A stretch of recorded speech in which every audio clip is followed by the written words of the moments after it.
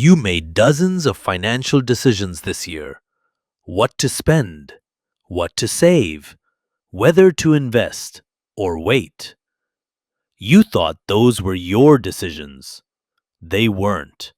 They were designed, engineered, delivered to you so precisely that they felt like your own instincts. And the institution that built them? Most people walk past it every day without a second thought.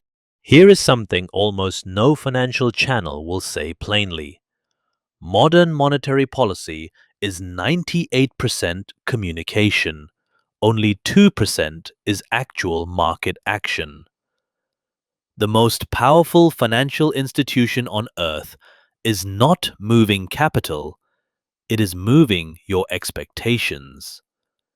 And through those expectations, it is moving you. Through most of its history, the Federal Reserve said nothing publicly. No press briefings, no explanations. Policy happened in silence.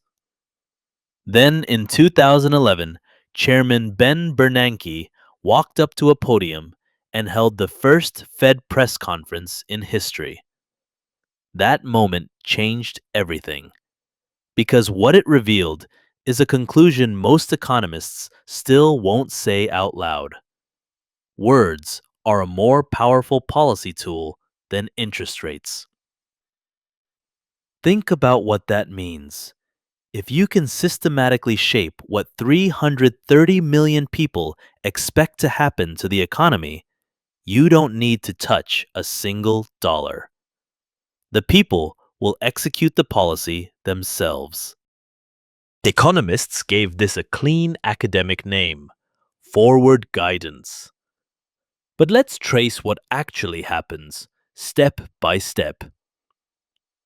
The Fed signals rates will stay low for 2 years.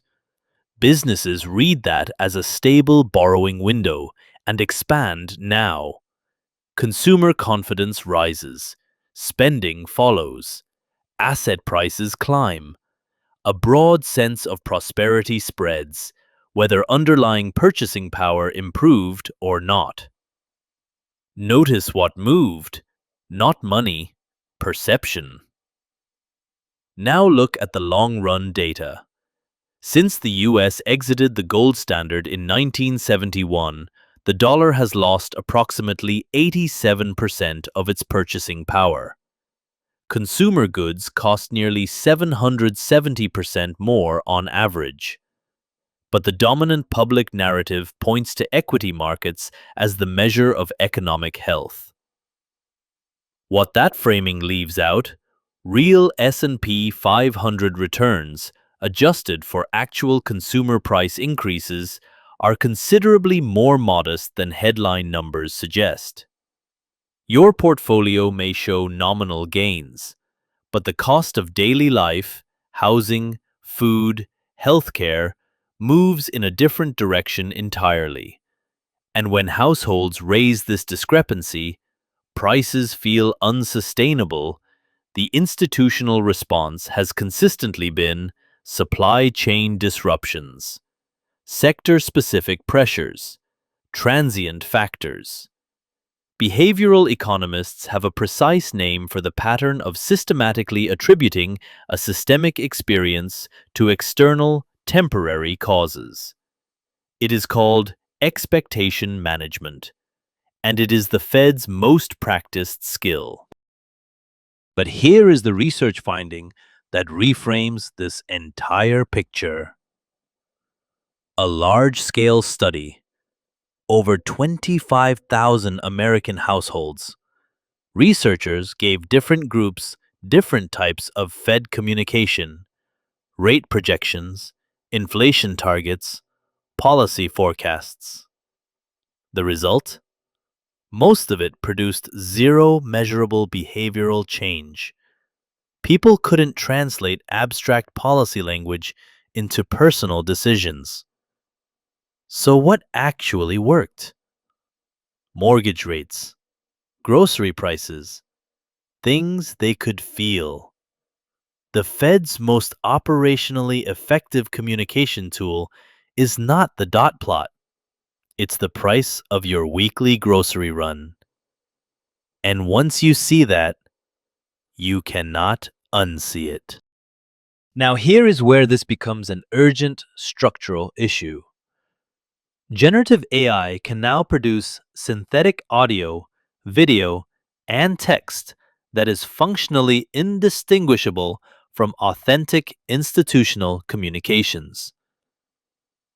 We are entering a period where coordinated actors, equipped with these tools, can shift market sentiment before any official announcement is made. This is not theoretical. There is documented evidence of information moving between policy adjacent circles and media channels in ways that create measurable market movements ahead of official guidance. And at the individual level, the mechanism is simple.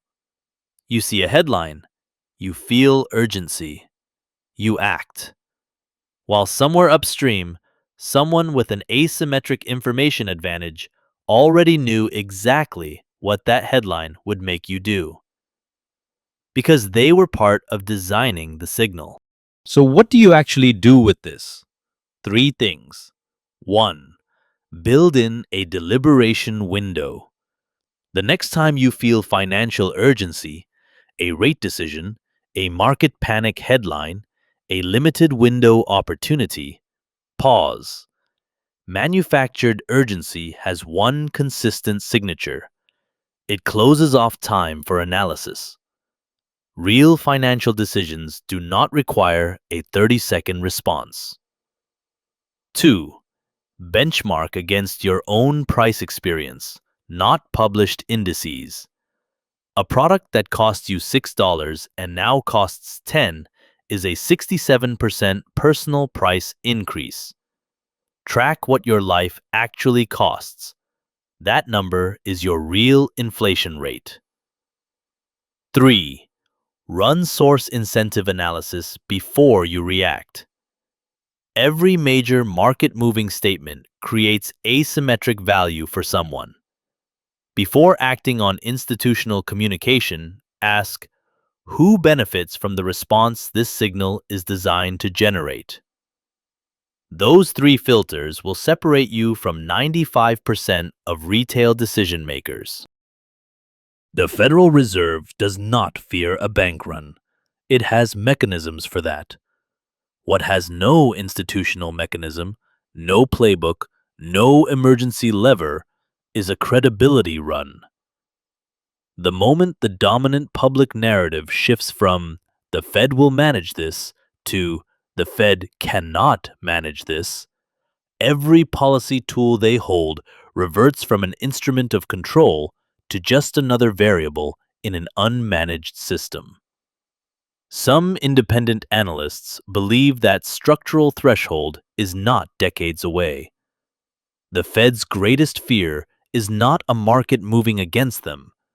It's 330 million people thinking against them. And some believe that process has already quietly begun.